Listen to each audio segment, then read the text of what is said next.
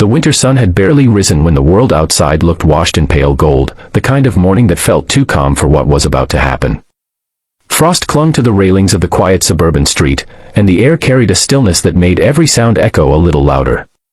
It was on this cold, quiet morning that Rowan Hale, one of the youngest CEOs in the city, stepped out onto the porch of a small rental home, expecting nothing more than a routine check-in for one of the charity projects his company sponsored. But what he saw instead changed the entire course of his life. A little girl no older than 6 stood at the top of the steps, her blonde curls dusted with snowflakes, her backpack slipping off her tiny shoulder. Her lips trembled as she looked up at him, her eyes wide with fear, and in the softest voice, she whispered the words that made his breath vanish into the cold air. "Sir, my mom isn't waking up." Rowan froze, his heartbeat thudding in his chest like a drum. For a moment, he couldn't feel the cold biting through his coat or the snow gathering on the porch, only the urgency in the little girl's trembling voice. And before he even realized he had spoken, he heard himself say, "Take me to her. If you believe in kindness, second chances, and people helping people, please like, comment, share, and subscribe to our channel Kindness Corner. And tell us in the comments, where in the world are you watching from?" The little girl, Aria Whitley, led him inside the small, dimly lit house.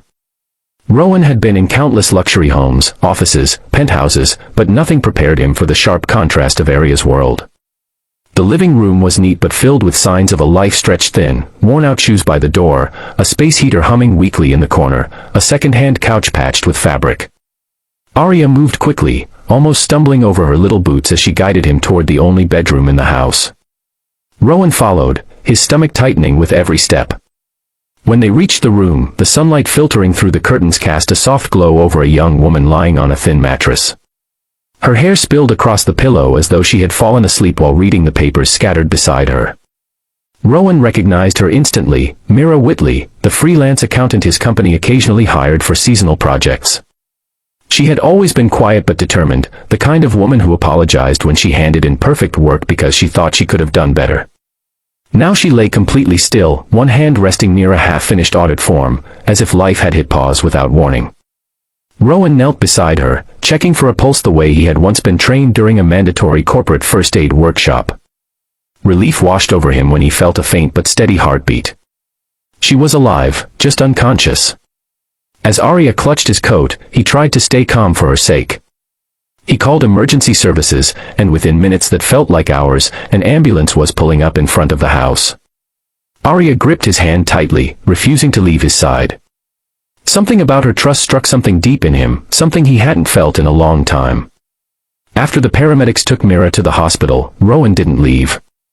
He carried Aria to his car, buckling her seatbelt gently as she watched him with wide eyes that seemed to be searching for reassurance.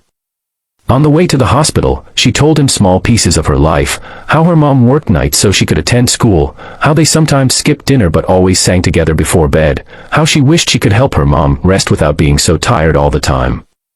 Every innocent word felt like a weight on Rowan's chest. At the hospital, they learned that Mira had collapsed from extreme exhaustion and untreated anemia. She had skipped too many meals, too many doctor visits, too many hours of sleep, all to keep life going for her daughter. Rowan listened, stunned by the quiet sacrifices she had made every single day. Something inside him stirred, a mix of guilt, admiration, and a strange protectiveness he couldn't explain. He remembered the last conversation he'd had with Mira months back. She had asked if she could take on more work, explaining she needed extra income for Aria's schooling. He had been too busy, too wrapped up in corporate chaos to think deeply about her request. Now, standing in the hospital hallway, he wondered how blind he'd been.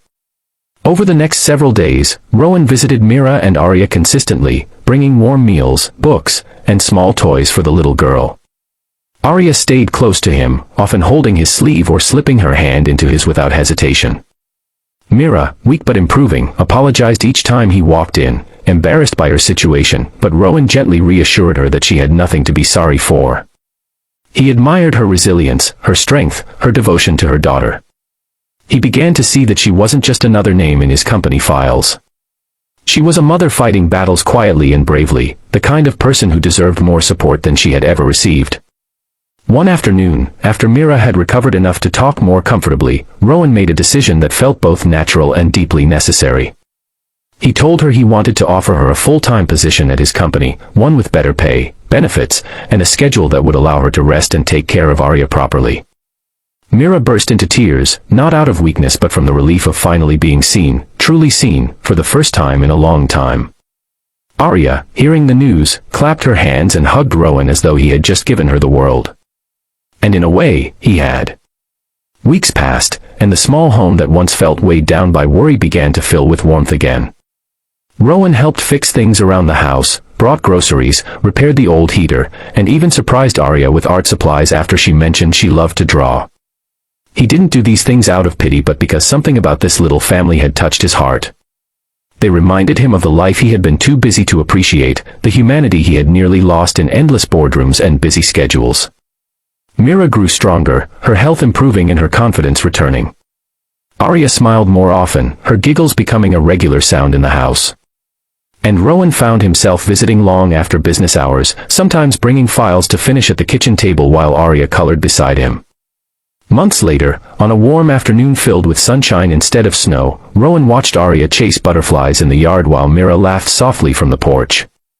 Something inside him shifted again, the realization that helping them had changed him far more than he expected. He had walked into their lives as a stranger, but now, he felt something like belonging. If this story touched your heart even a little, please like, comment, share, and subscribe. Your support helps us spread more kindness-filled stories. Before we end, tell us in the comments, what part of this story moved you the most? And as Rowan watched the little girl he once found trembling in the snow now dancing freely under the sun, he realized that sometimes, the greatest blessings come disguised as moments of crisis, and sometimes, saving someone else saves you, too.